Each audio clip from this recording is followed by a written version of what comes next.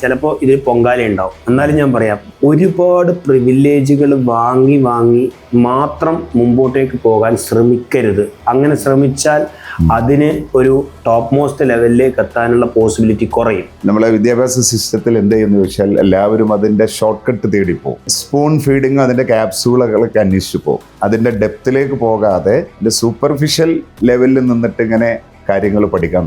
എവിടെ നമ്മൾ ടോപ്പിലേക്ക് എത്തുന്ന ഒരാളാണെങ്കിലും അയാൾ നന്നായി സ്ട്രഗിൾ ചെയ്തിട്ടുണ്ടാവും. ഒരു സ്ട്രഗിളിങ് പീരീഡ് അനുഭവിച്ചേ പറ്റുള്ളൂ. ഇന്ന് ഈ കുട്ടി സ്ട്രഗിളിങ് പീരീഡ് അനുഭവിച്ചിട്ടില്ലെങ്കിൽ ഇവൻ കോളേജിലെത്തുമ്പോൾ സ്ട്രഗിൾ ചെയ്യും. ഇനി കോളേജിൽ ഉഴപ്പിയിട്ടുണ്ടെങ്കിൽ ഇവൻ ഇനി 4 വർഷം ബിടെക്കിന് ഏതെങ്കിലും പ്രൈവറ്റ് കോളേജിൽ കയറി കഴിഞ്ഞാൽ അവൻ അവിടെ സ്ട്രഗിൾ ചെയ്തില്ലെന്ന് വിചാരിക്കുക. അവൻ പഠിച്ച് പുറത്തിറങ്ങുമ്പോൾ പണിയില്ല. അപ്പോൾ ഒരു പണി കിട്ടണമെങ്കിൽ അതിനുള്ള സ്ട്രഗിൾ ഇവൻ ജീവിതത്തിൽ എന്തായാലും നേടണം. അച്ഛനും അമ്മയും കൂടെയുള്ള കാലത്ത് സ്ട്രഗിൾ ചെയ്യുന്നതല്ലേ ഏറ്റവും എളുപ്പം. ഇപ്പോൾ NCERT ഒരു കുറച്ച് ടഫുള്ള ഒരു കോൺസെപ്റ്റ് പറയുമ്പോൾ ടീച്ചേഴ്സ് ഒരിക്കലും പറയരുത് അത് ടഫാണ്, തൽക്കാലം നമുക്കതങ്ങ് സ്കിപ്പ് ചെയ്യാം, അത് എക്സാമിന് വരില്ല, വന്നാൽ തന്നെ ഓപ്ഷൻ ഉണ്ടാകും എന്നൊക്കെ പറഞ്ഞ് നമ്മൾ അതിങ്ങനെ ഡയലൂട്ട് ചെയ്ത് കുട്ടികളെ എപ്പോഴും ഒരു സേഫ് സോണിലൂടെ ഇങ്ങനെ കൊണ്ടുപോയി കഴിഞ്ഞാൽ കുട്ടികൾ ഒരിക്കലും ഒരു ഹയർ ഓർഡർ തിങ്കിങ്ങിലേക്ക് അവർ വരില്ല. അവർ ആ ലെവലിൽ തന്നെ നിൽക്കും, അല്ലെങ്കിൽ അതിനേക്കാളും താഴും.